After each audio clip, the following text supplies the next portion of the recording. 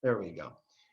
Good evening. Welcome everyone to the Journey of the Soul. This is going to be a 6-week course with 6 classes going to be taking place throughout 7 weeks. We'll be skipping 1 week. That is February 25th, and that's because that is Purim, the night of Purim. And so we'll be doing it 6 classes over a 7-week period. The Journey of the Soul is actually a very powerful course. And in preparing it, I got some pushback and some very enthusiastic responses. And the pushback was because, why do I want to learn about death? Why should we have a 6-week course focusing on death, on the afterlife? It's scary. It's something that I don't want to focus on. In my stage in life, I'd rather not think about it. And then we got some enthusiastic responses, particularly from the philosophers among us, on this is exciting. I'm looking forward to this. I've always wanted to know the Jewish position on the soul, on the life and afterlife. But the truth is, the class will be focusing on various topics associated with the soul in its entirety. And so it's not just going to be about the soul and what death means and how does Judaism see death, but rather by us understanding the soul, by us understanding how Judaism perceives one's passing, that will give us actually renewed energy and enthusiasm in our life, in our every moment of our daily life. It'll be a paradigm shift for our understanding in everything that we do. Obviously, as we go along, we'll be focusing on various topics associated with death as well. Just to quickly go over the 6 classes, so there may be some questions that may arise during the first class. You can ask those questions, but many of the topics we'll be discussing throughout. The first class will be focusing on demystifying death, understanding what exactly is life and death according to Torah. What is life? What is the person? What is the soul? And what is, based on that, understanding life and death. When it comes to the second class, we'll be focusing on a person's passing, the actual moment of passing, the steps, the technical steps, the practical steps of the funeral, the burial, the shiva, and so on, as well as, and some may say even more importantly, the connection that we have with our departed loved ones after their passing, and what that connection really means and what that has to do with us and how deep that connection is. The third class will be speaking about the people that are left behind, the mourning process, the grieving process in Judaism. The fourth class will be focusing on the next step, which is reincarnation, according to Judaism, what happens with the soul. That would be actually lesson 5. Lesson 4 will be about heaven and hell. What exactly is it? What does Judaism believe in? What doesn't it believe in? And what's in it for us? And the 6th class will be maybe the most important of all, kind of the culmination of all of that, what we take from everything for our day-to-day lives now, here and now. And then where that leads us to the final step of our final step, which is with the coming of Mashiach, when there will be no more death, and the resurrection of the dead. May it be speedily in our days. So we'll get right into it. Hopefully this works the first time, and I think it did. There we go. Journey of the Soul, a fresh look at life, death, and the rest in peace. The goals of tonight's class are going to be to understand the Jewish perspective of life and death, the afterlife, the idea of what exactly is the afterlife, and the concept that the afterlife isn't really afterlife, it's even during our life. It's rather, another term for it may be spiritual life. Now, before we continue, I'd like to thank that all the programs and projects that we do, specifically this course, are thanks to many generous members of our community. Today's course is generously co-sponsored by Dr. and Mrs. Kalmanson and Mr. and Mrs. Rubin, in honor of their children and grandchildren and in memory of Bernie and Muriel Rubin. So thank you very much. May God bless you. The study of Torah is a very good merit to have under your belt, so thank you very much. Journey of the soul. Where do we begin?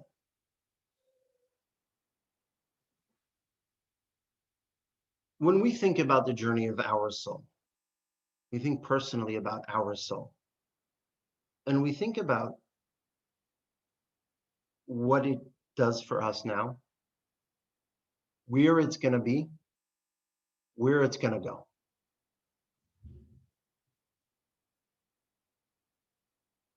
And some of us may be thinking, why is this an important topic to discuss? Maybe we should set aside some time to discuss life. Maybe we should set aside some time to discuss Jewish theology on various topics.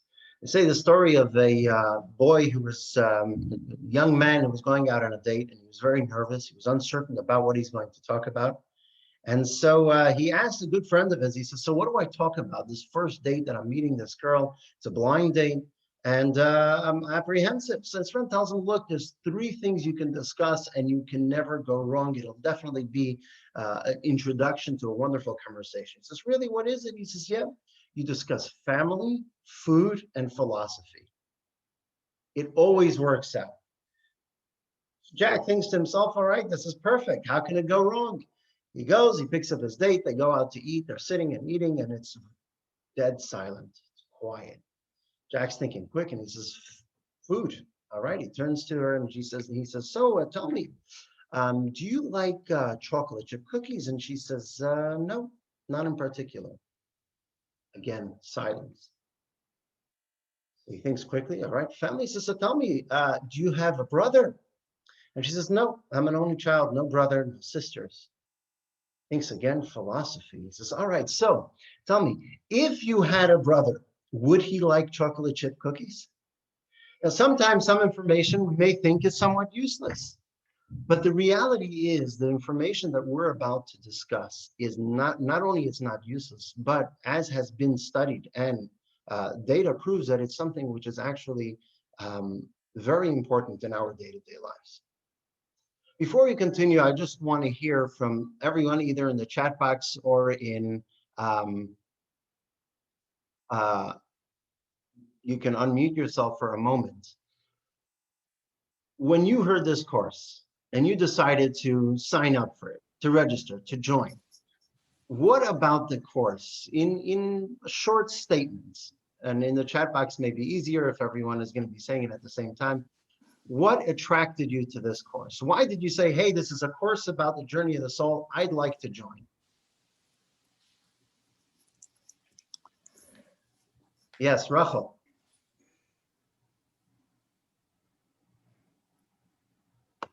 I'm going to unmute myself Sure. For a second because I can't find the chat box down the bottom here. That's all right. Okay.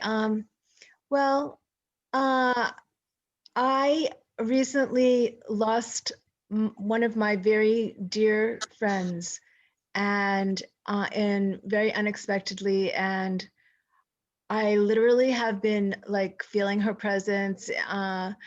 And our other friend, we've been talking about, where is our friend? You know, where is she? Is she in our house? Is she outside? You know, and the passage, we've been, you know, discussing that. And so I was thinking that this was a really good course for me to take to have more understanding of the actual essence, and it would help a lot. Right. Thank you. Thank you for sharing that. And sorry about the loss of your friend. And then we have a few comments. Ages of my husband and myself, anxiety about dying and suffering before. These are all very important points, and they're all going to be addressed in the class. I work with people who are dying and would like to learn more about Jewish perspective on death. Thank you. That's interesting. Definitely. So this course will, I have a sick friend. This course will definitely give us the answers to all of that, but also it will give us an understanding for ourselves on how to live our life. I recently lost my father. I wanted to have a better understanding of death so that I don't have any misconceptions and unnecessary worry or pain. Sorry about your loss. So there are three general things that death hits us with, or the concept of death that we think about hits us with. And those three things are really what we're going to tackle in this course. The first one that always hits us is philosophical. For those who are more philosophical about life, those are the questions that hit us. Is there a purpose to death? Why did God create death? What happens to the soul following the death? Is there such a thing as heaven and hell? Does Judaism believe in reincarnation? The philosophical side of things. Then there's the emotional side of things, which is self-explanatory. Death comes with emotion, our own thinking about our own mortality and experiencing the death of a loved one. And then there are the practical questions. Why do we do this? Why do we do that? Why do we leave stones on top of a tombstone? Why do we light a yahrzeit candle? What happens at a funeral? What's the Jewish view of burial, of funeral? Excuse me. And so we will draw upon age-old Jewish traditions and literature, Jewish wisdom, to shed light on these three areas by delving into the philosophers' understanding of death, Jewish philosophers' understanding of death, and the afterlife and reincarnation, exploring the emotional aspect of death, and focus on the practical aspect of death by going through the steps that are necessary. There are many feelings that are associated with death, many words that are associated that come to mind. Each of us, when we think about death, as I've heard earlier, and as many of us think about, the first thing that hits us when we hear about death can be sadness, can be anger, can be uncertainty, infinity, done, gone. Various things enter our mind when we think about death. And think for a moment, when you think about death, what feelings does the subject of death and mortality evoke in you?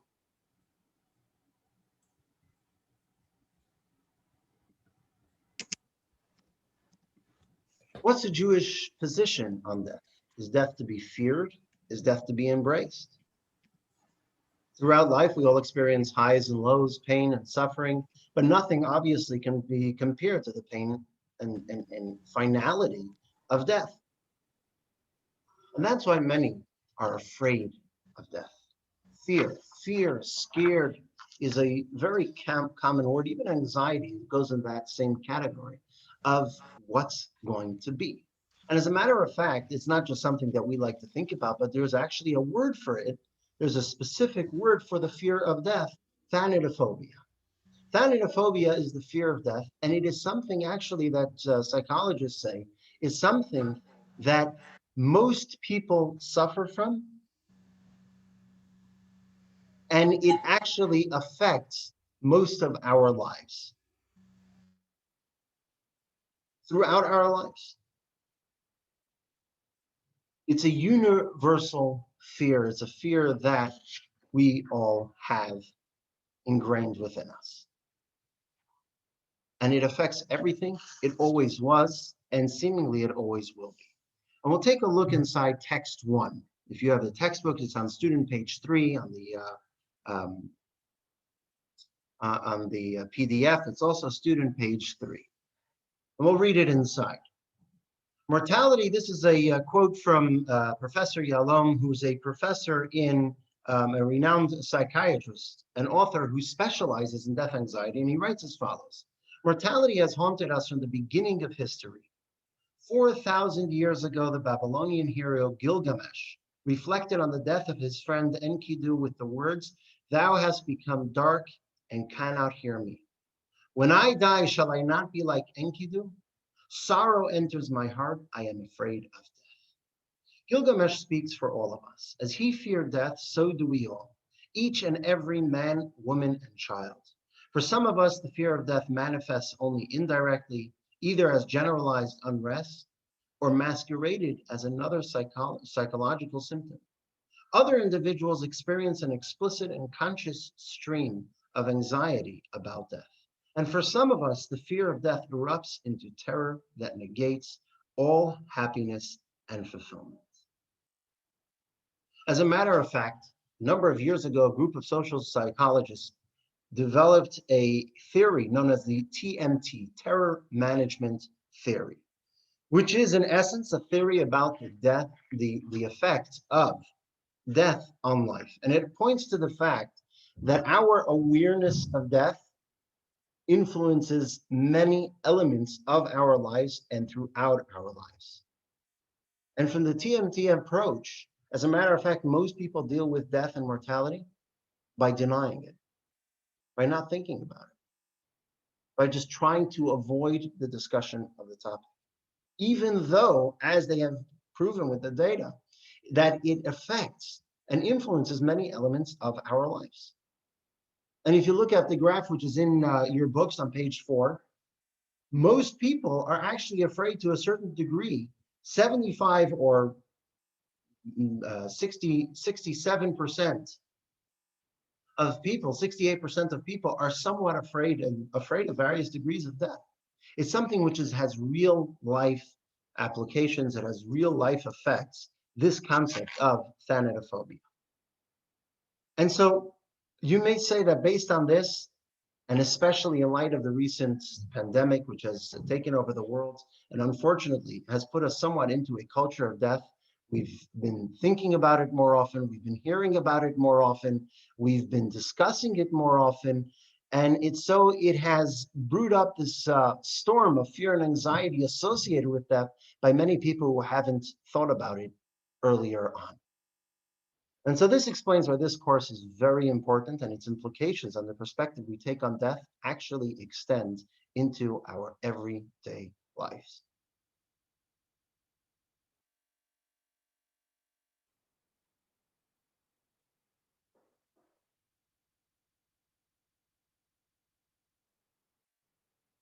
Stop for a moment now. If anyone has any questions or thoughts they'd like to share, feel free.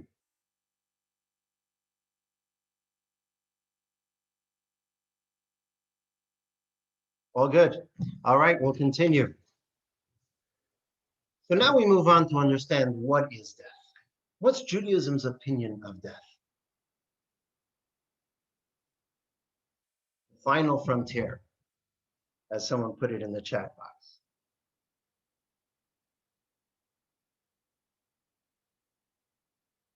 In Jewish thought, death is not considered the end of life, but rather the beginning of a new phase of life.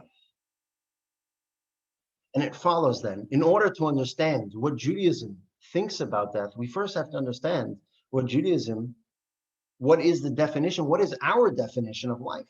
Because right now, according to our definition of life, we see death as the finality. We see death as the end. And if we're saying that Judaism sees it as the beginning of a new phase, we first have to re-examine our definition of life. What is life? Who are we really? You know, the question we always ask, Jackie Mason does a spiel about who am I, about this this guy who visits a psychiatrist, and the doctor evaluates him and gives him the analysis that you have an identity problem. First, we have to figure out who the real you is.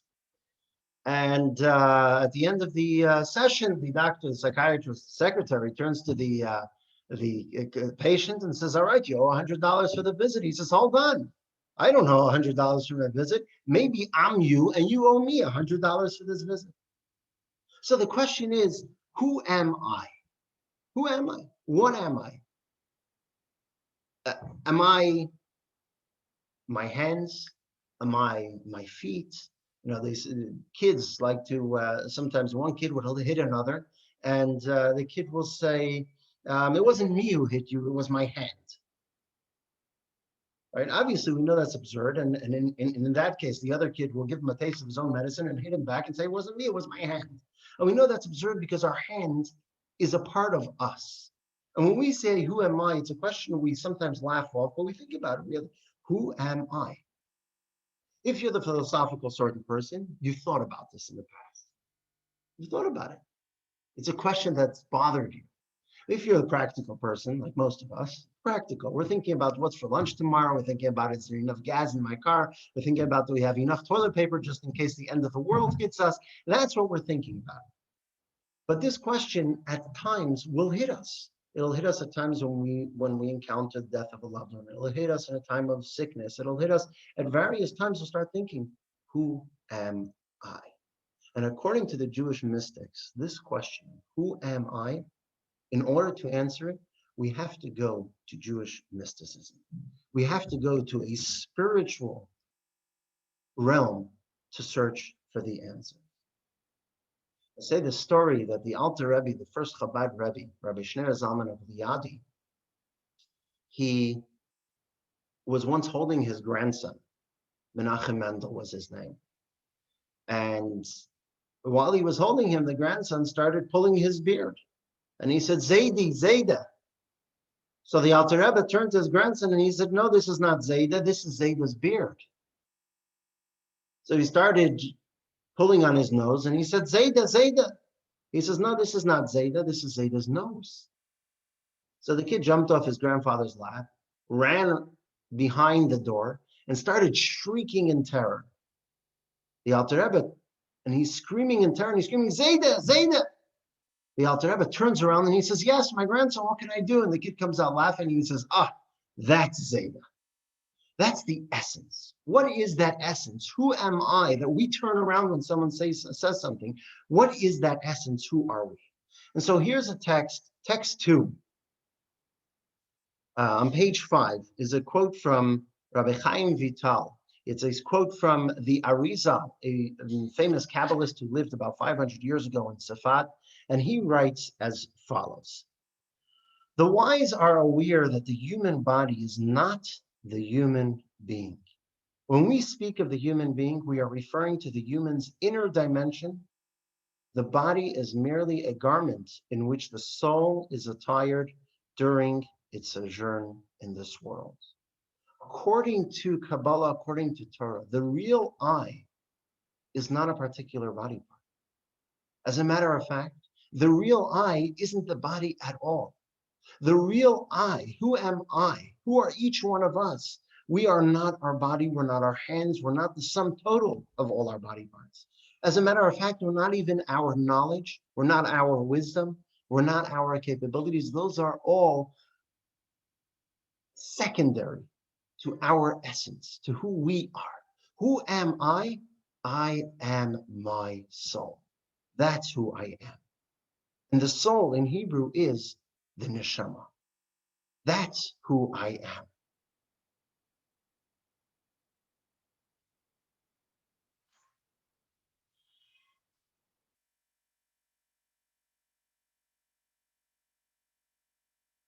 And so, in order to understand this concept, I'm going to share a video, a short video clip, to help us somewhat touch that concept that we are not necessarily, or really not really, that's not our essence, isn't our body. Our essence is our soul. It's a short explanatory clip with a perfect message that I think will help us grasp this concept.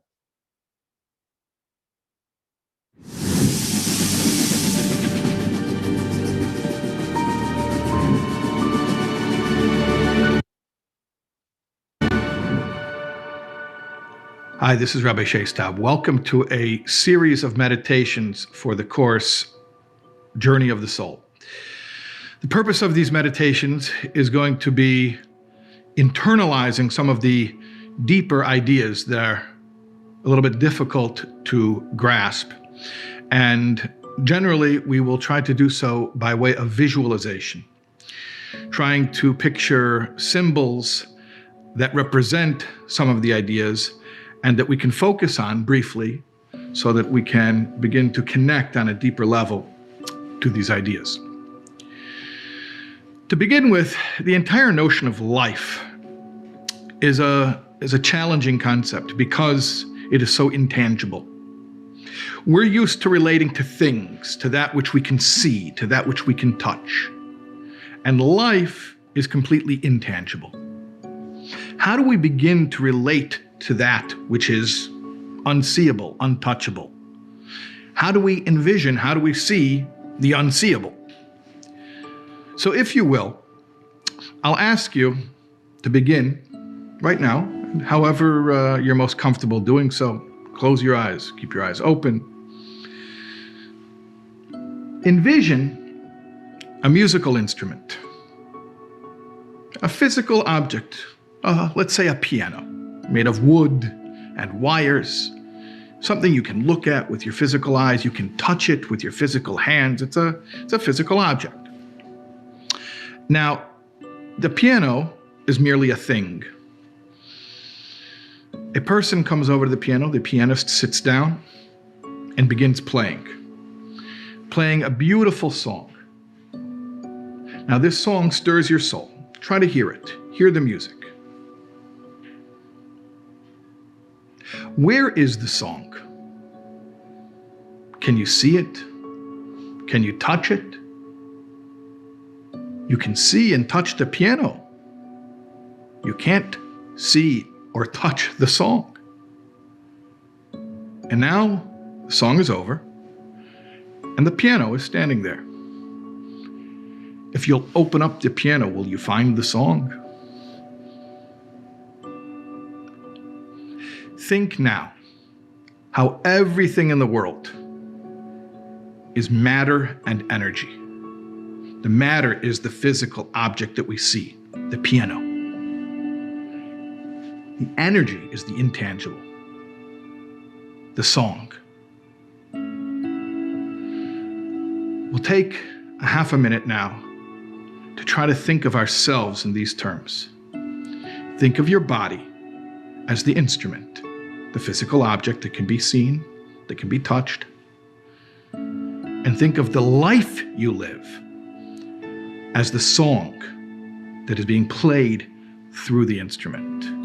We'll take half a minute right now to see and hear the piano and the song, the body and the soul.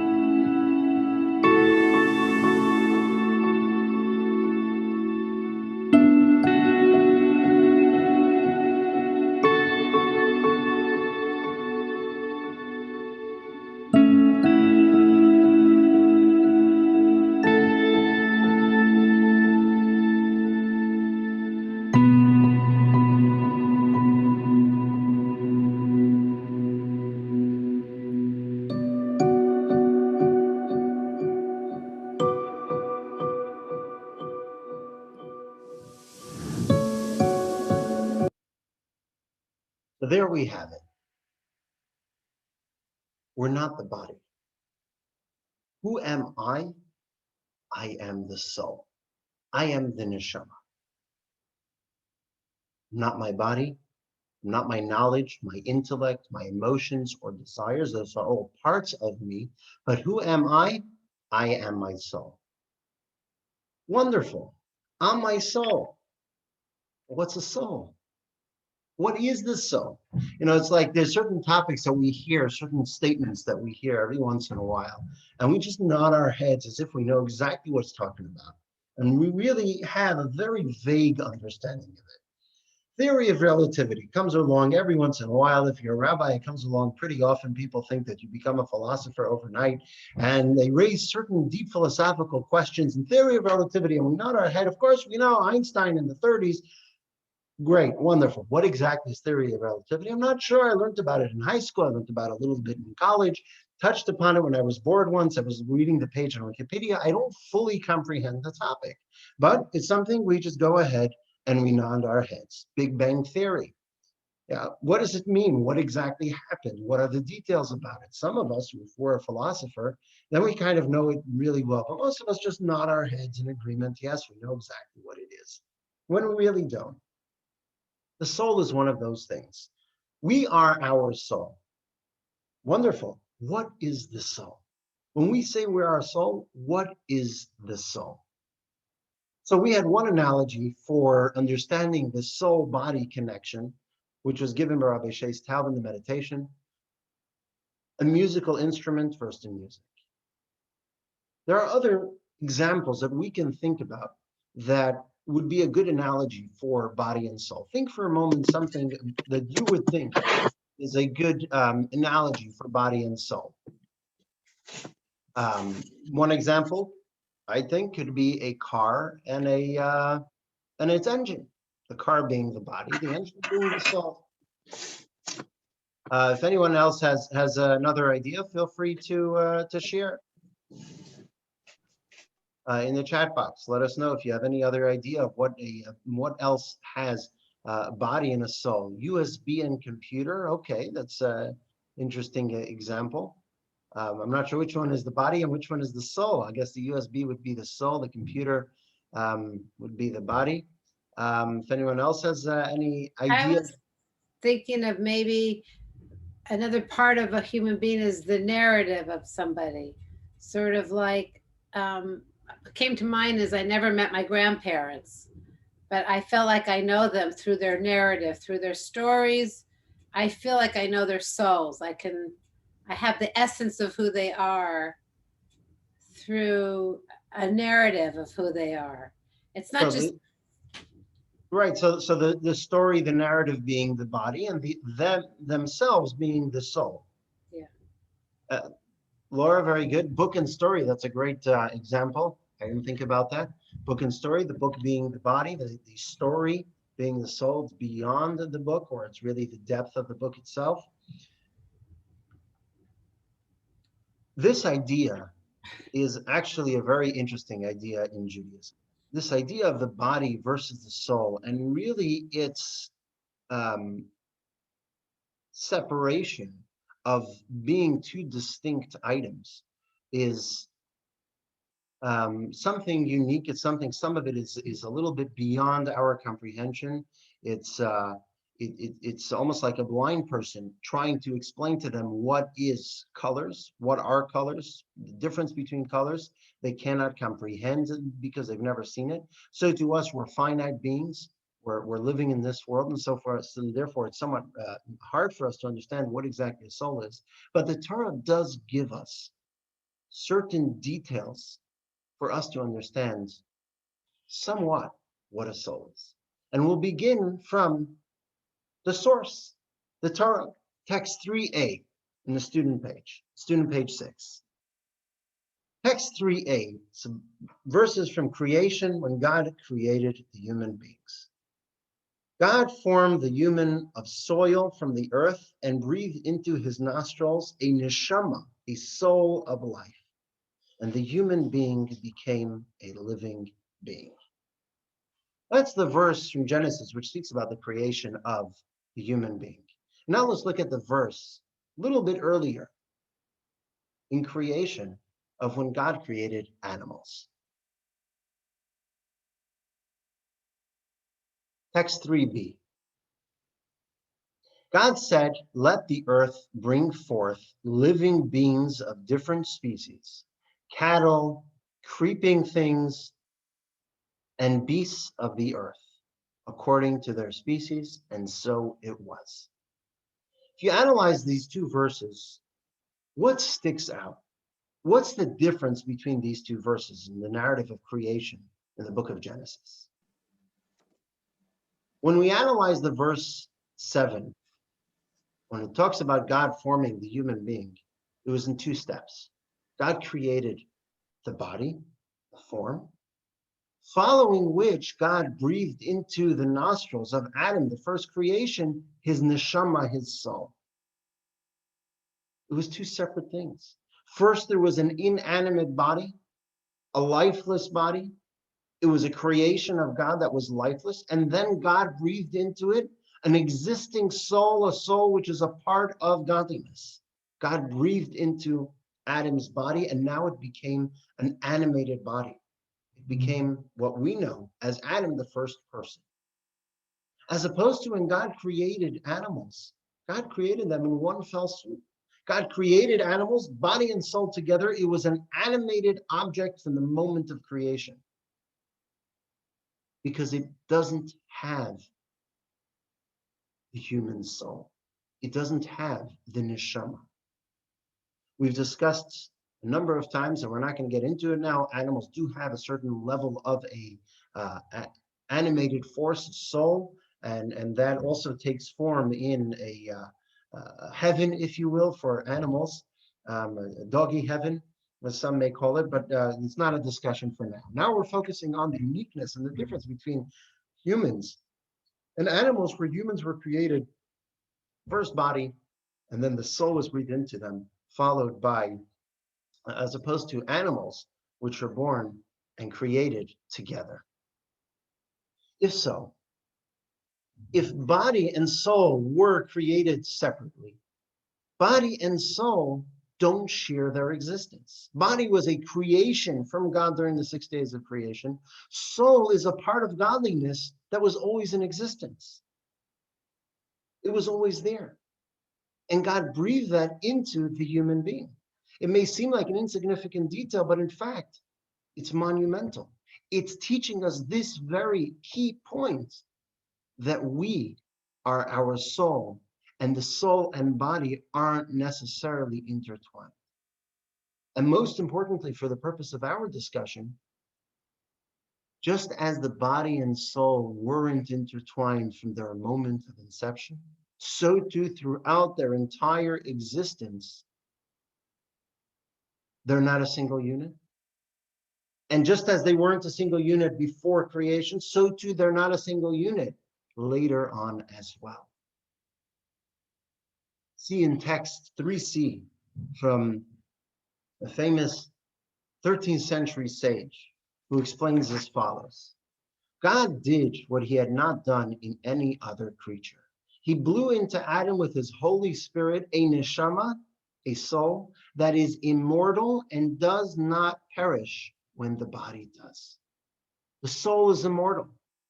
The soul was around before the body, and the soul continues after the body.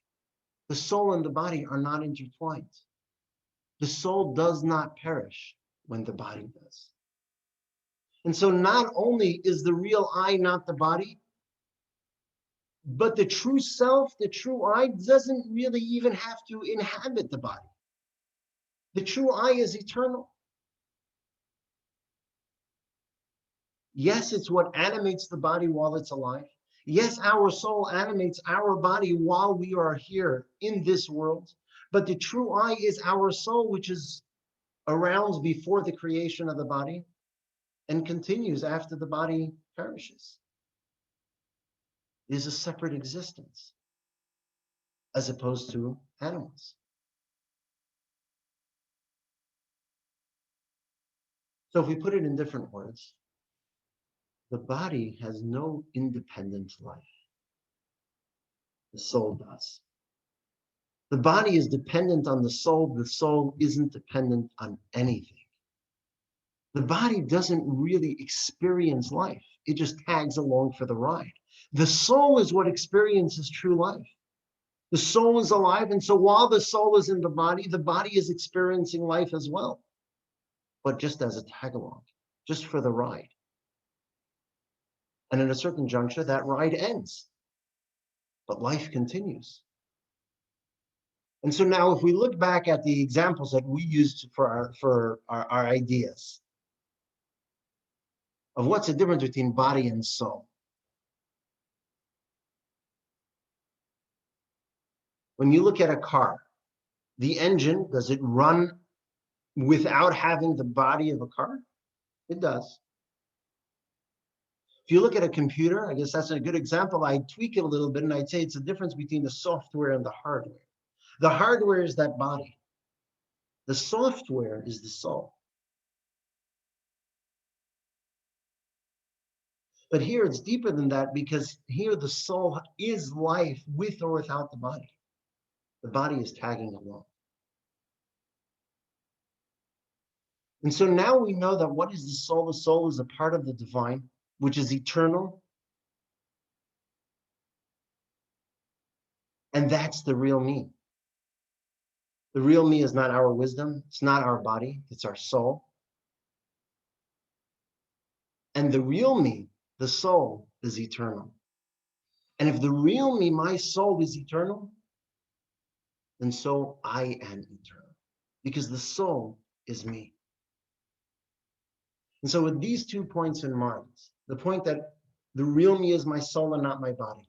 And what is the soul? It's eternal. It was around before my body. It will continue after my body. That is the essence of life. And the body is tagging along for life. Now we can understand why death isn't the end of life. It's just the beginning of another phase of life.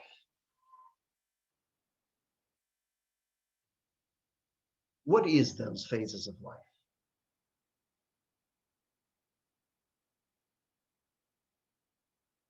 What is that phase of life that we are now entering?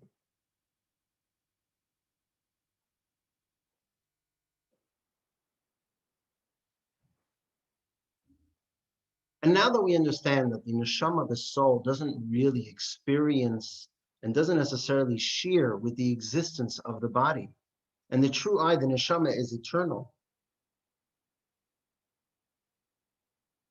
and death is just the beginning of a new phase. It isn't the end of life. What happens to the soul before it arrives in our body? The following 2 texts, texts 4 and 5, ideally, if we were sitting in person, we would just, I'd ask everyone to study it with a partner, with someone else sitting next to them to read the text. But since we aren't in such a setting, I'm going to read through the text. We'll read through the 2 texts and we'll get a certain understanding of how the soul perceives its entering the body. Text 4 is a quote from the Midrash, and it's a fascinating behind the scenes look of what happens between God, the angels, and the soul.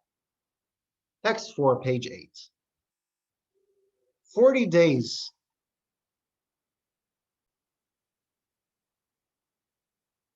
40 days before the conception of a child, God summons the angel in charge of souls and tells him, "Bring before me a certain soul that is now in paradise. Its name is such and such, and its appearance is such and such." This is possible because all the souls that are born in this world were created on the day the world was created and exist until the end of time. The angel goes and brings the soul before God. The soul bows and prostrates itself before the Supreme King of Kings. God instructs the soul, "Please enter this seminal drop that is currently in the hands of the angel in charge of pregnancy." And here's the key. The soul protests, "Master of the universe, I am quite satisfied with the world I inhabited since the day you created me. I am holy and pure, hewn from your throne of glory. Why do you wish to cause me to enter this putrid drop?" The soul is a part of the divine. The soul does not want to go and enter a body, have it tag along for this ride that the soul knows is true life. And so the soul protests, "I don't want to go." And here's a more precise and telling quote from the Ethics of Our Fathers, text 5, page 10. "This world is like a corridor before the world to come. Prepare yourself in the corridor so that you may enter the palace. A single moment of bliss in the world to come is greater than all this world." The soul says, "Why should I want to go to this world? Why should I want to go into the world and to be in a body and be confined in the body in a very limited experience if I can just be free, if I can just be in heaven where I belong, where I feel at home, where I can live life the way I see life and the way life truly is. That is life. That's where I want to be." And so not only is the soul an inseparate entity from the body, the soul says, "I'm not interested in the physical life. I'm not interested in what the body has to offer." Our soul said this. Our soul, before it came into the world, said, "I don't want to be there." And our sages say that an entire life, we should be looking at life as a corridor before we enter the palace. That's all it is. It's a corridor. The palace is where it's at, seemingly. A moment of bliss in the world to come is greater than everything we have to offer in this world.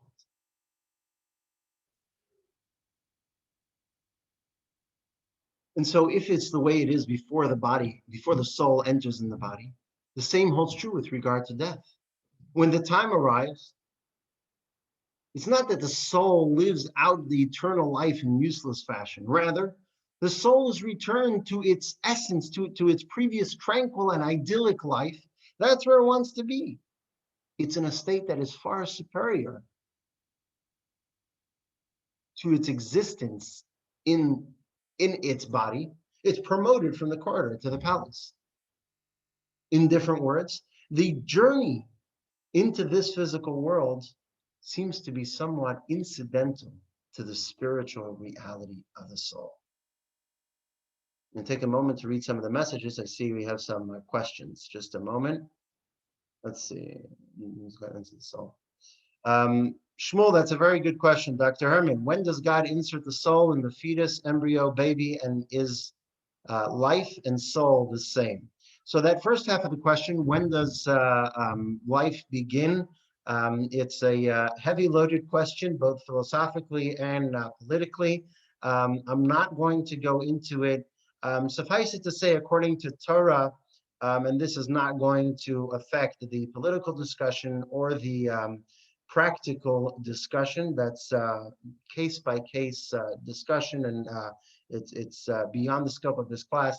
But from a Jewish perspective, the soul enters, as we saw in the narrative from the Midrash, from the moment of conception, but a partial soul. The completion of the entering of the soul in each person is at the bar or bat mitzvah, respectively. So thank you for the question. Is life and soul the same? Yes. In this context, the way we're discussing it, life and soul is the same.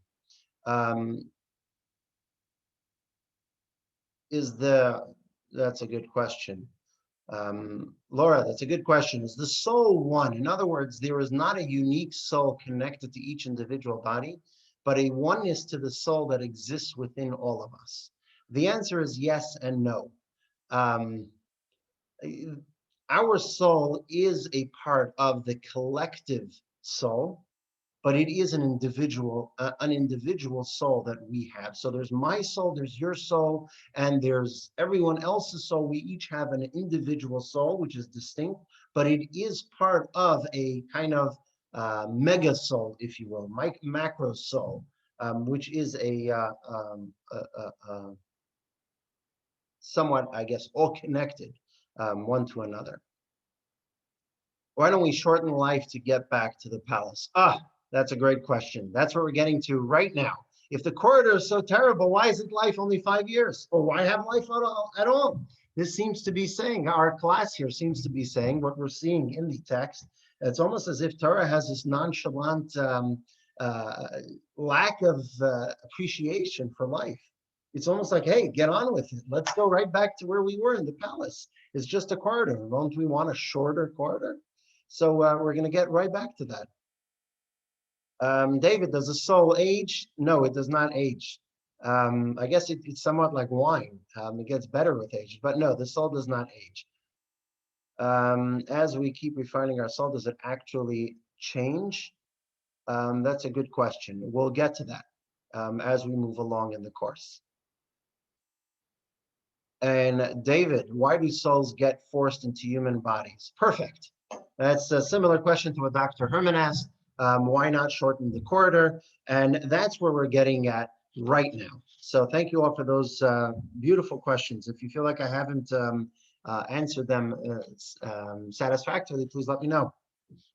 So here we have, what do we have now? Where we're at now, we have that the real me is my soul, not my body, not my intellect, not my understanding. This real me, the soul, is eternal. And so I am eternal. I was around before my body. I'm going to be around after my body. And that's the true me. And this real eternal me is relatively unaffected by birth or death. As a matter of fact, as we just quoted from those two texts, the soul, our life, really doesn't want to even enter a body. It feels it's constraining. It's opposite of what it expresses. It's opposite of who it really is. And so eternal me is relatively unaffected by birth or death. But now we have this question. If the soul, the question as put so beautifully here, why do they get forced into human bodies? Why not shorten the corridor? What do we say about life? What does Judaism have to say about life? Seemingly, Judaism doesn't care for life on this world. It's all about life on the next world. And here we go, the other side of the coin. Judaism values life. What do I mean by that? There's an interesting quote from the 16th century Moroccan sage, known by his acronym, the Ravid. And he observed very closely the cultural experiences and cultural practices of the Muslims. And he writes that due to their belief in the eternity of the soul, they oppose any displays of mourning, to the extent that they forbid, he writes, they forbid the rending of garments in grief because of their belief in the eternity of the soul. And he counters that, and he says that is not the way it should be. So the great Radvaz, he observed it, and he said that is the way of other religions, but this is far from the Jewish perspective. In the Jewish view, life here on this world is paramount. To what degree is it paramount? That there is nothing greater than saving a life. What type of life? A life here in this world. Physical life, a soul in a body. There is nothing, there is no greater mitzvah than saving a life. Not only that, when it comes to, according to Jewish law, as we'll soon see in Maimonides, preserving life takes precedence over almost every single mitzvah. There are 613 commandments, barring 3 which are an exception. 610 mitzvahs are pushed aside for preservation of life. When is that example? Look in text 6, page 12. Text 6, a quote from Maimonides, one of the earliest books of codifying Jewish law. And he says as follows: if a non-Jew attempts to force a Jew to violate one of the Torah's commandments at the pain of death, the Jew should violate the commandments rather than be killed. Not that he's violating the commandments, says Maimonides, because the Torah states concerning the mitzvot, a person shall do them and live by them. One should live by them and not die because of them. Life takes precedence over all mitzvahs. The Torah tells us that more important than any mitzvah is life itself. Life is of paramount importance. And so the sole occupation of the mitzvahs is less significant than the life of the body. And now let us get back to those 2 quotes from the Midrash and from the Ethics of Our Fathers. I only gave you half the quote. Text 4 and 5 were only half the quote. Here's text 7 and 8, which give us the second side of the story. The conclusion of that conversation that God has with that soul. The soul says, I do not want to go. What does God tell that soul? Text 7. God hurries to reassure the descending soul, the world to which I am bringing you will prove more beneficial than the one you presently inhabit. Indeed, I formed you exclusively for the purpose of creating mortal life from this particular drop of seed. And with that, God forcibly installs the soul. The exact opposite. God says, that is your mission. That is why I created you. I formed you exclusively to enter a body. And then the Mishnah from the Ethics of Our Fathers, which said that a moment of the world to come is greater than our entire life here in this world. But you know what? There's a qualifying statement. Before that statement in Ethics of Our Fathers, the sages say a second statement. In that same chapter, text 8, a single moment of repentance and of good deeds in this world is greater than all of the world to come.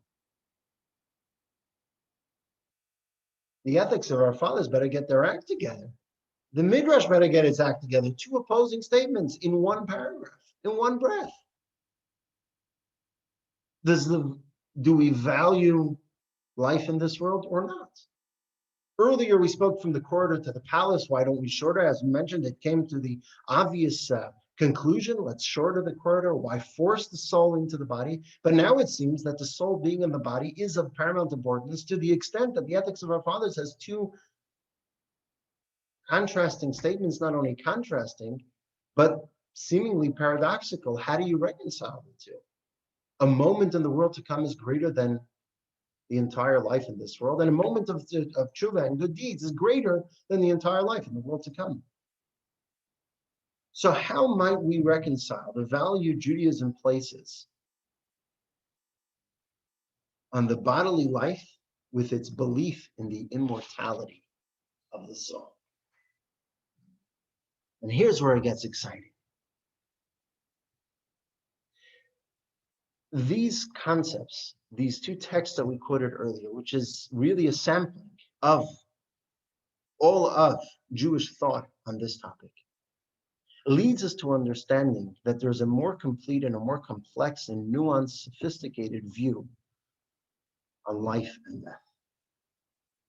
Because it's true that the soul is eternal. And it's also true that the soul, as a divine spiritual entity, is naturally at home, feels more comfortable in the spiritual realms. Those are both true. That's where it feels at home. But at the same time, the very reason of its existence is the time that it spends in this physical world and what it accomplishes here. In fact, not only its existence and the time it spends here, its existence is for the time it spends here. As a matter of fact, all of creation, everything in the world around us, is only for the time our soul spends in our body, here in this world. All of creation. The purpose of all of creation is realized by and actualized through our work in this world, as expressed so beautifully in the Talmud, and so succinctly in the Talmud, text 9, page 14. The Talmud relates, God created the universe on a condition if the Jews accept the Torah. He told the universe, you will continue to exist. If they do not, I will return you to nothingness. It's a nuance in the verse, in the narrative of creation. God told all of creation, you will only exist if the Jewish people accept the Torah. If they do not, you will cease to exist. You will go back to non-status. Everything will revert back to pre-creation status. Even the loftiest, most sublime spiritual realms where the soul is headed to after this world will all revert to nothingness if the soul, the way it is manifested within the body in this world, doesn't accept the fulfillment of its purpose in a physical world.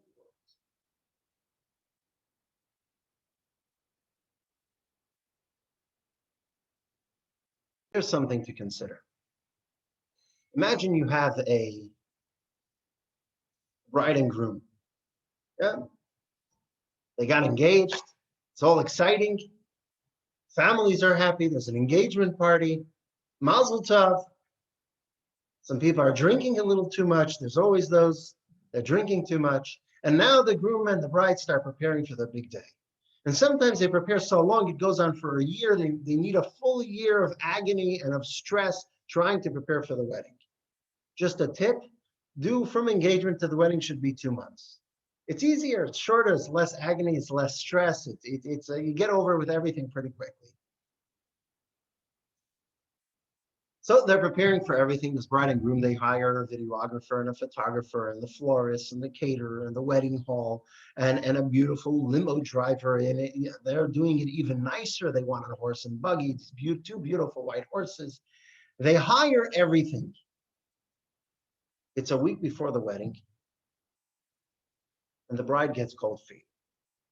It's called fin. She checks out. I'm not showing up to the wedding. I'm not ready yet. I'm done. I'm out. It's over.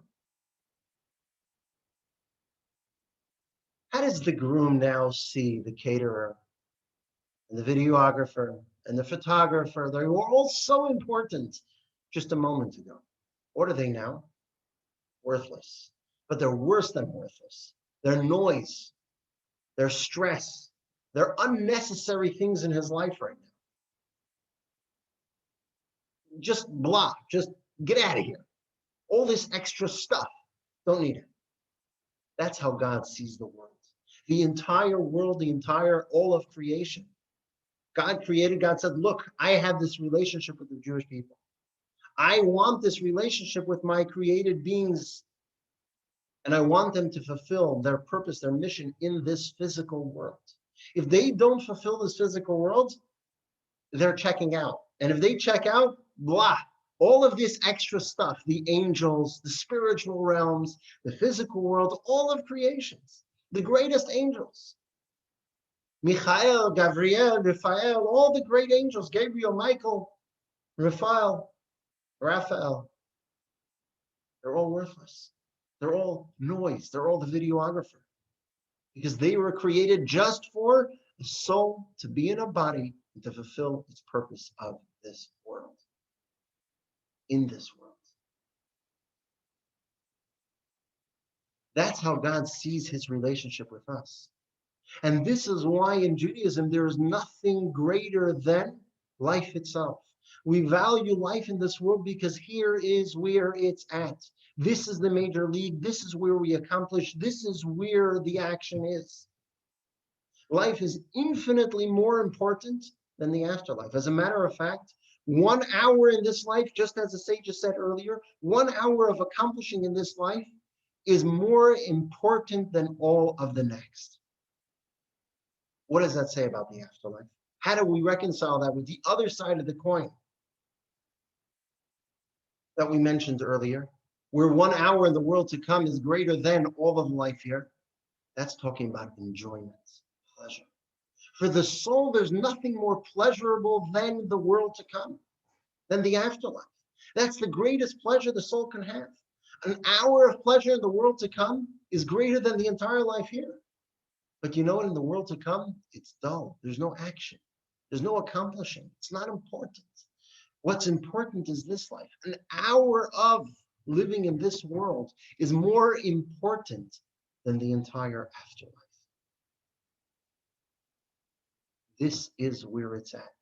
Our performing a mitzvah, our doing a good deed, being in this world, life as we know it is where it's at.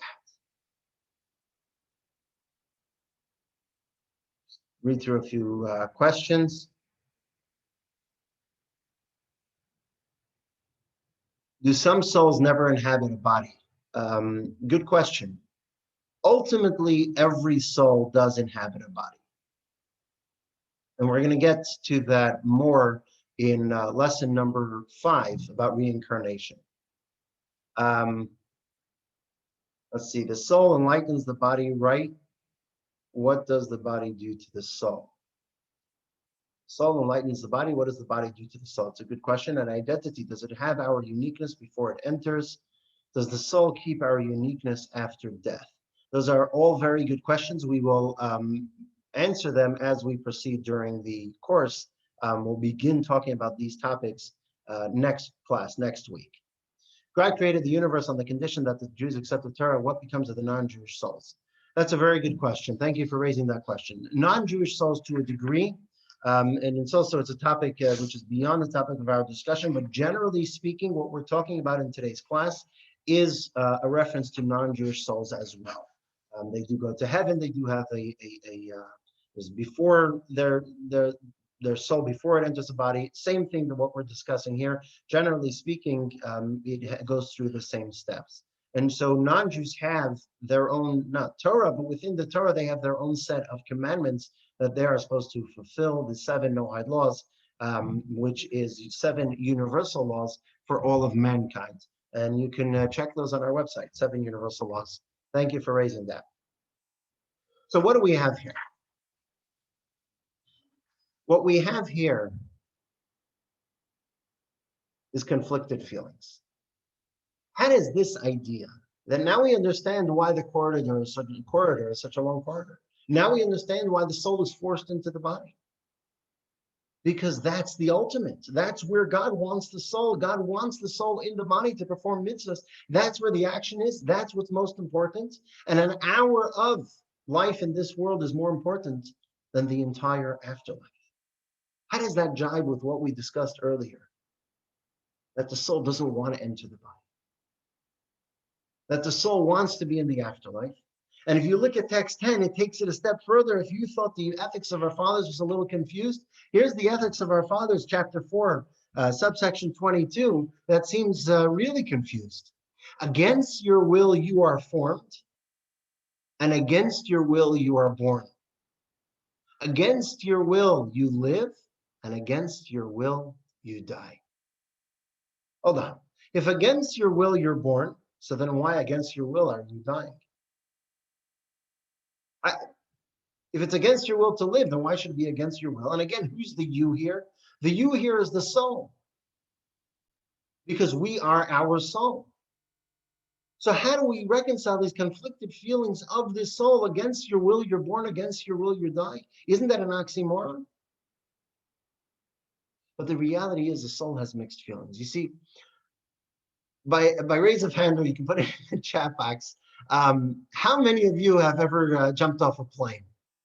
Yeah, skydiving or parachuting or any of the sort. I'm going to venture to say not many of us. I haven't, but we've done things that are similar, either a zip line or in camp. We did something that was exhilarating, and we're about to do something which is somewhat dangerous.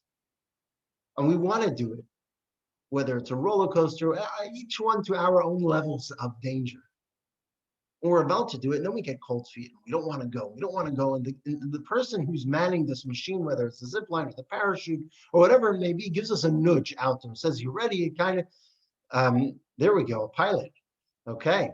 So there's that last moment of uncertainty. Should I do this? Should I not? And then we just jump into it, and we're loving the ride.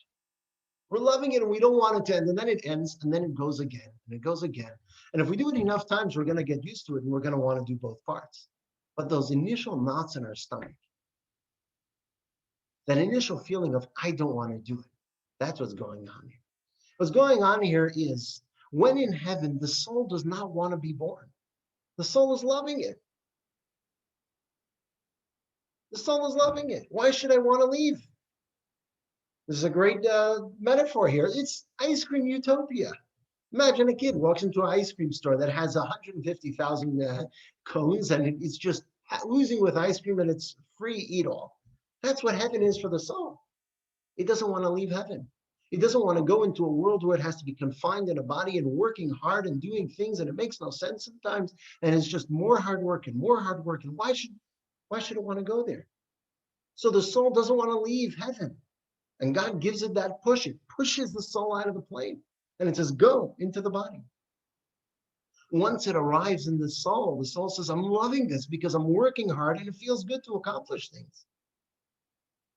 It's things that I cannot accomplish in the world to come, in the afterlife, because the afterlife is just the reward for what we experience in this world. What we've accomplished in this world is given to us as a reward in the world to come.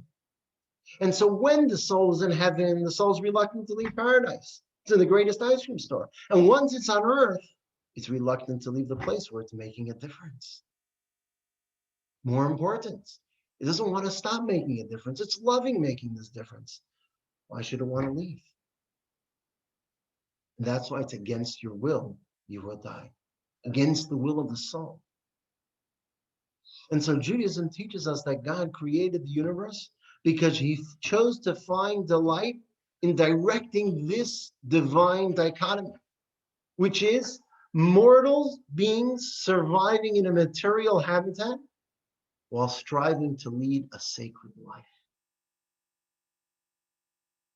If so, all of existence is there as a supporting cast in this world. And for that reason, Judaism sees life of paramount importance beyond all else. Nonetheless,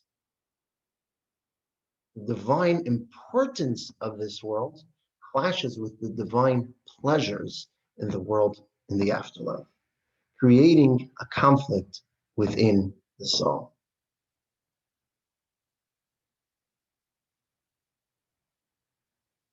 So now we have, back to our original question, or our original concern of thanatophobia, how do we get rid of this fear of death?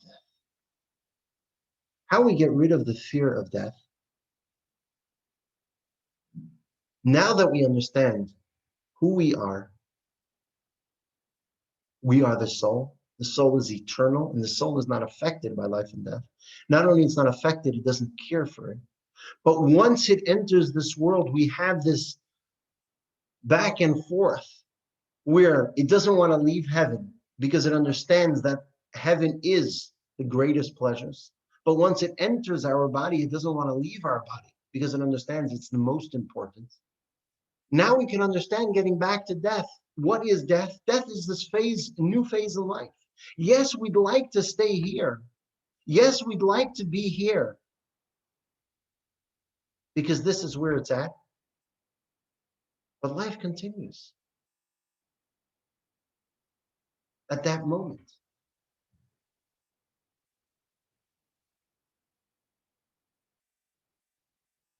When people look at death and they think about their own mortality, some people decide that, you know what? I know of a great way to counter my mortality. And that is by creating a legacy, by doing something so impactful that I'll be remembered when I move on. That's beautiful, that's important, that's necessary. But all that is an impact for what we've done while we were here. It's not us continuing to live. Judaism has a different perspective. And there's an interesting story and statement that explains it perfectly.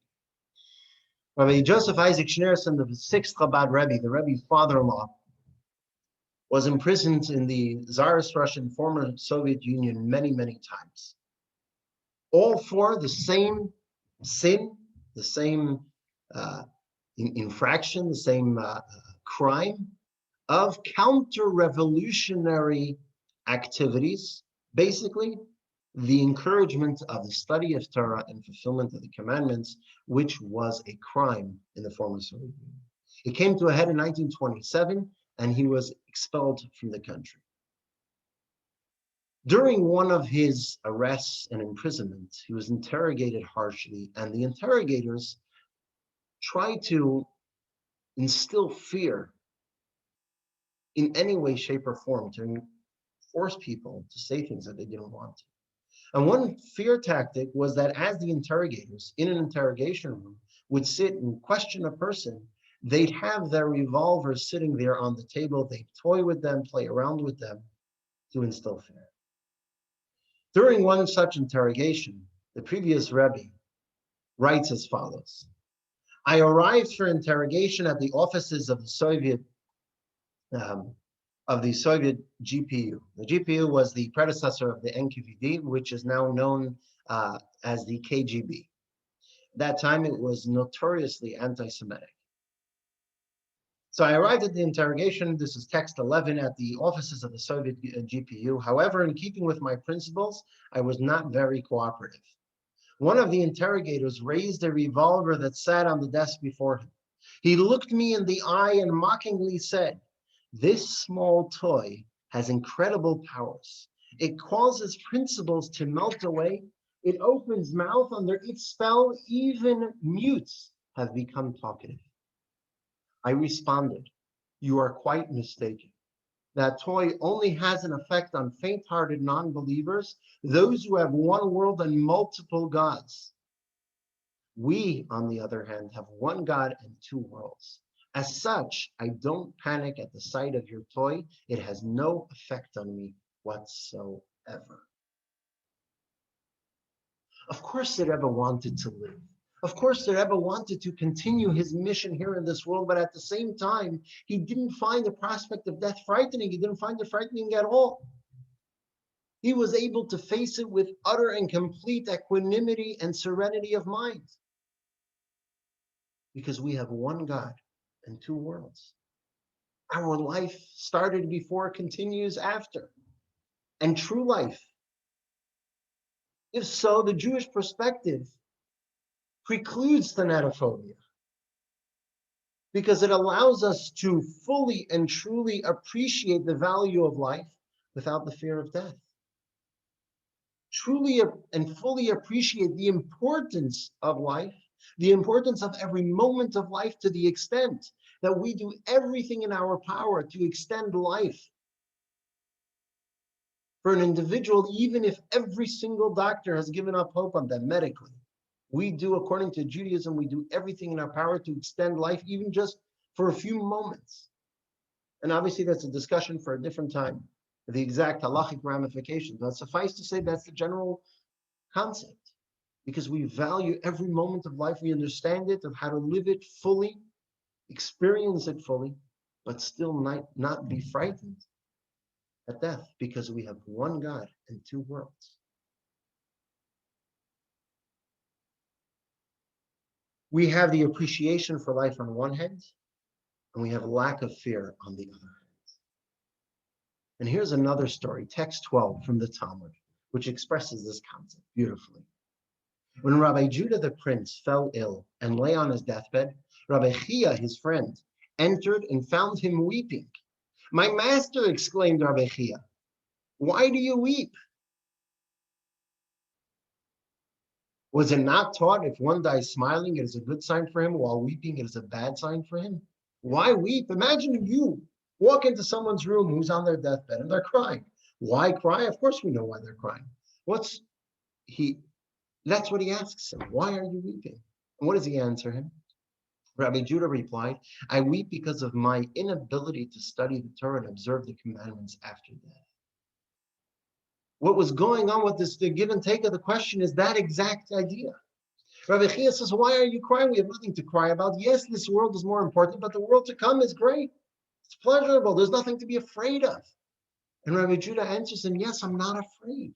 That's not why I'm crying. I'm crying because I'm going to miss this opportunity of accomplishing as much as we can being here in this world, because in the world to come, that's already the reward. We're living utopia. We're living in the afterlife. We're alive. Life continues. Life continues in the most pleasurable way. But that's it. There's no more action. There's no more accomplishment." That's what Rebbe was saying. Rebbe didn't fear the afterlife. His tears weren't fear of dread. They were fear of missing out on this prior stage and looking towards this new stage that his soul will now enter, where the action is no longer there.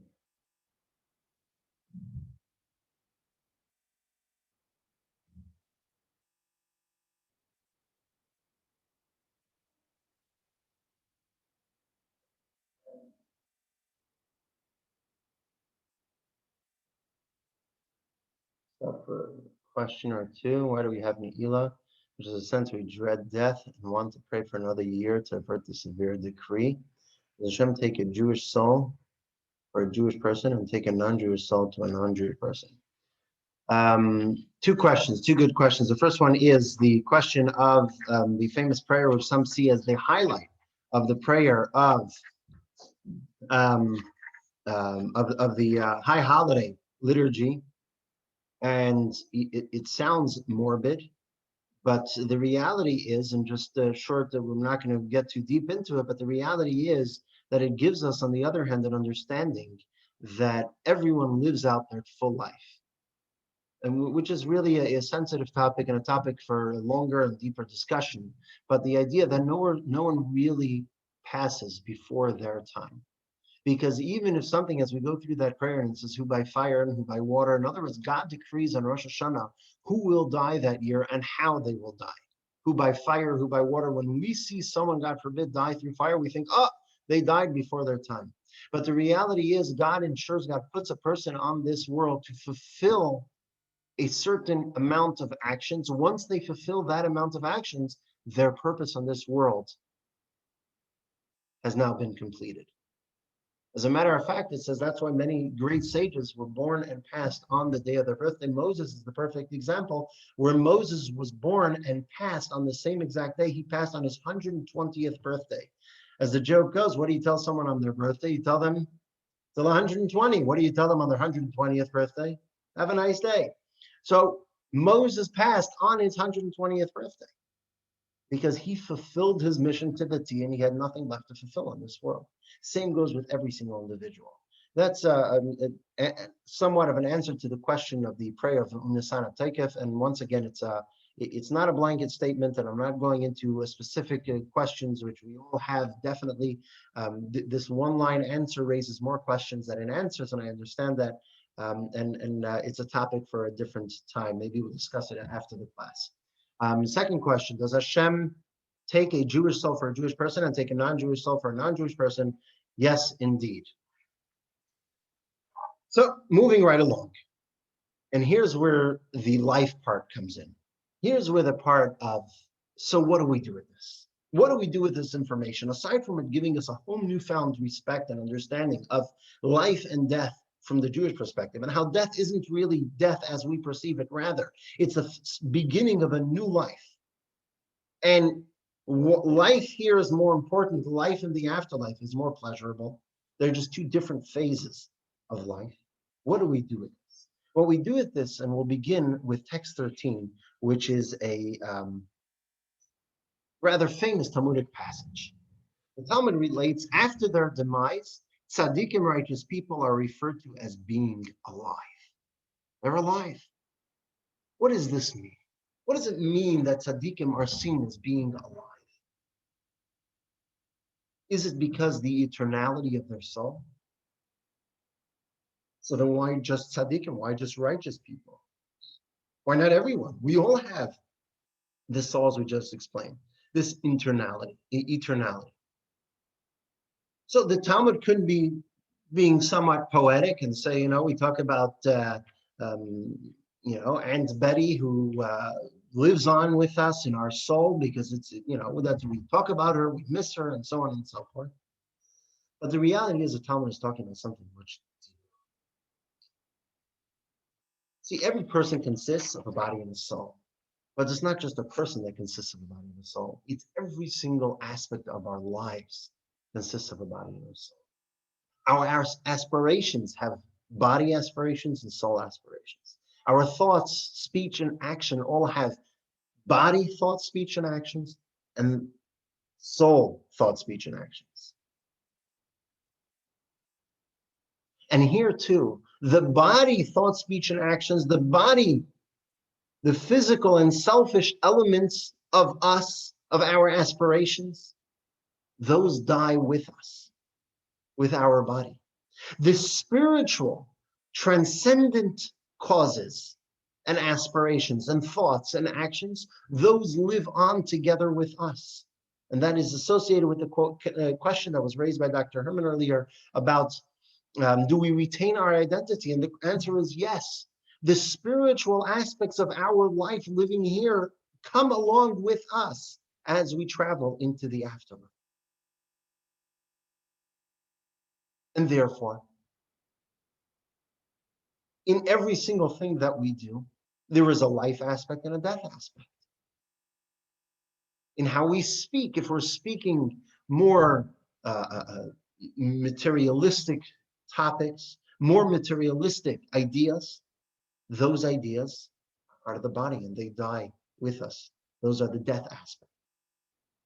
Spiritual ideas, spiritual pursuits, spiritual aspirations, those stay with us and they live on with us. The more righteous a person is, the more spiritual the life here is in this world. The more they focus on fulfilling their mission, they're accomplishing their mission, spiritual pursuits and aspirations, the less death they are even here in this world. The more alive they are in the world to come, the more alive they are here. If you have someone, on the other hand, whose focus is more on the physical life, on the materialism of things, materialistic concepts, the more materialistic an individual is, the more dead they are, even while being alive in this world. So it's possible to be alive after one's physical passing, and it's possible for one to be considered dead even while they're alive here. When we go through our days, are these days that are more alive or days that are more past?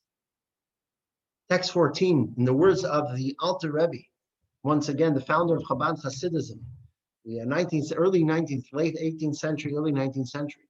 He writes as follows, page 19.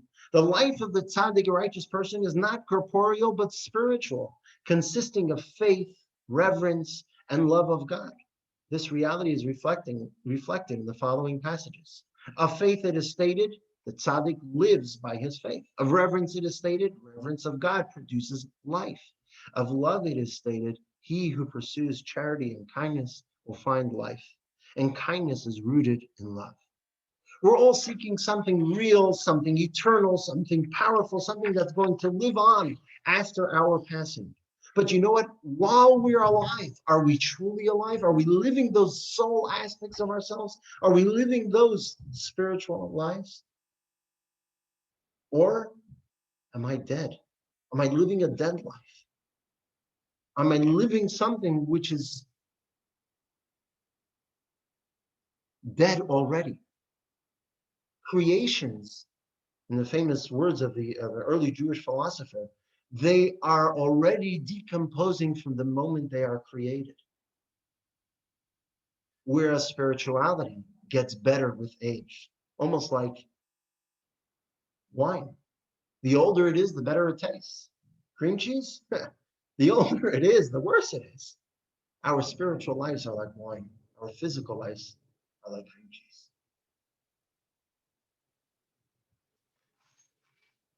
Here's a short clip. I'm sorry we're going a little bit over time, but we're nearing the end. Here's a short clip that expresses this idea, a powerful story of the Maggid, the successor of the Baal Shem Tov, the second leader of Hasidic philosophy, that expresses this concept beautifully.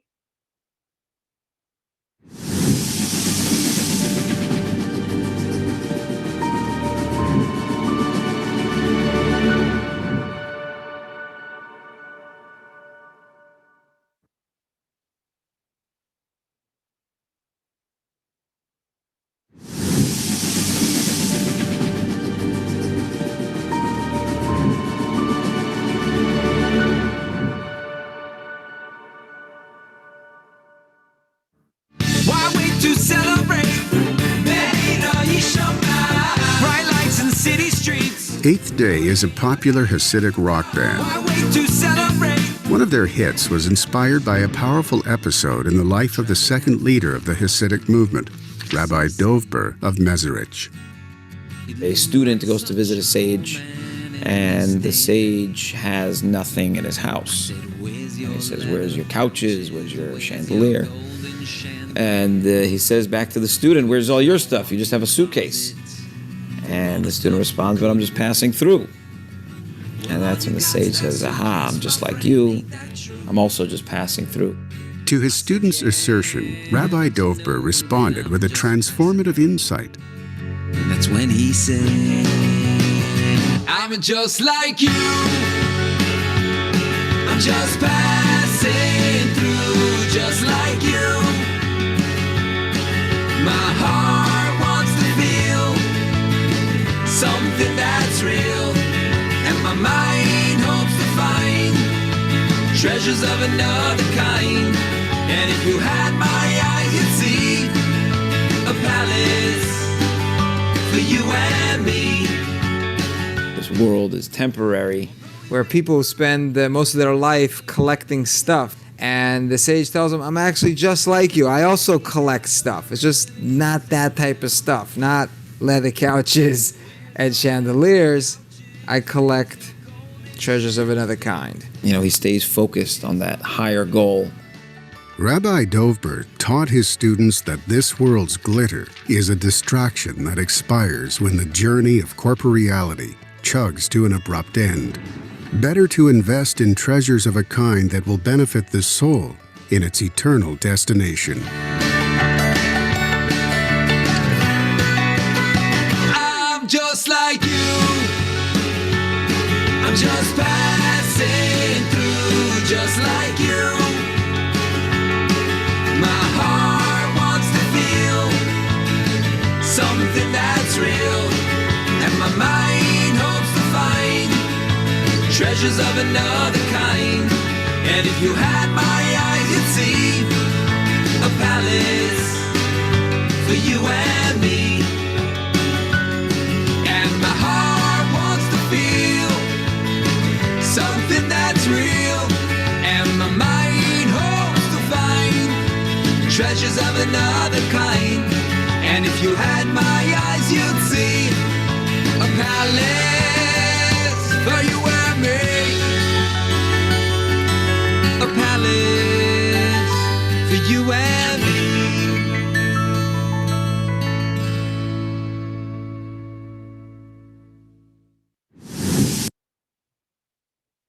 We're all trying to find something eternal, something real. We're all trying to live that life, that true life. And the reality is it's available to us. We have it. When we live and we identify with these eternal values, then we too become real and eternal. And so essentially what we've done today is we reframed our definition of life. Generally, we think about life as what's between birth and death. But now we've reframed it. We reframed it to mean that it's not a time span, rather a part of the person that's immortal, eternal. It was never born and it never dies. It's the soul. The soul is what defines life. It is life and it never dies. And with the final text, text 15, will give us greater insights by explaining a powerful verse in Deuteronomy. Page 20. The verse in Deuteronomy says, behold, I have set before you today life and goodness and death and evil. Choose life. The term life in this verse does not refer to corporeal life, nor does death refer to the result of the soul's departure, for which simpleton needs to be instructed to choose life. Rather, each creation, while alive and fully existent, contains both life and death. The physicality of the object is intrinsically lifeless. It is in a constant state of decline and deterioration. We observe this decline in every physical object, as well as in ourselves. Our physical capabilities and powers weaken with time. By contrast, the spiritual and divine within each thing is alive, eternal, and not subject to destruction or deterioration, God forbid. And so really what we can say is that life is not before or after death. It exists before, after, and during the physical life of the body. It is beyond death. The parts of a person that were concerned with bodily needs,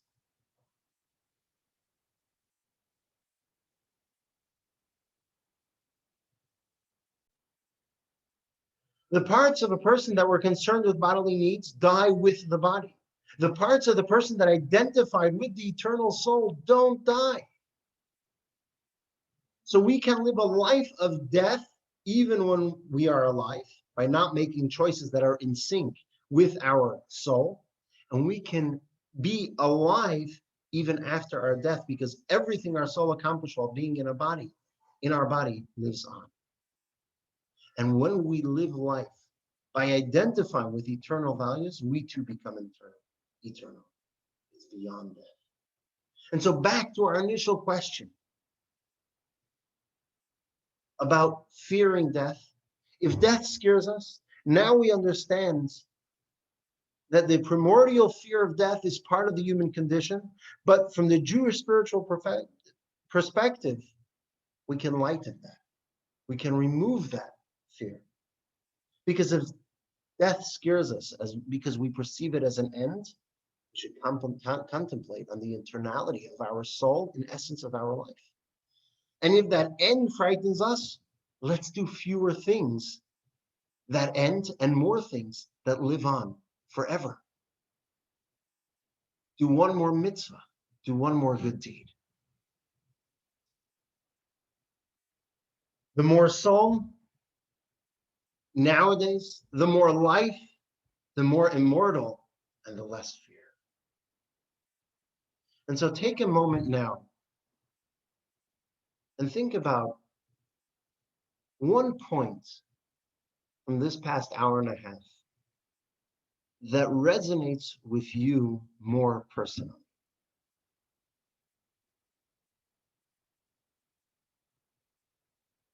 And following that, think about an adjustment in your life that will be in the direction of living for the sake of living, for being more alive, for being more consistent, and in sync with your immortal soul. Write it down, think about it, meditate. There's something in our lives, in each one of us, that we can take with us to step it up. Next week, we're going to discuss less. There we go. Sorry about that. So we discussed here the awareness of our mortality, the resulting fear of death that influences, these are key points that we discussed today, that influences, as we explained, the database, influences the various moments of our lives and throughout our lives quite often. But then we took it to the idea that our soul is who we really are. And our soul is a divine aspect which was around before the creation of our body and will live on after our body. Our body is tagging along for the ride. The soul sees the pleasures in the afterlife and in heaven before it comes down as where it's at, and so it doesn't want to leave. But it finally understands after God forces it down that this is really what's most important. This is where it's at. This is where we can accomplish everything. And so while we're here, we do everything in our power to prolong it and to fulfill it and to be as fulfilling as possible, to capitalize on every moment that we have to accomplish as much as we have. But in understanding that we are our soul and our life is our soul, we understand that there's nothing to fear because we continue to live on.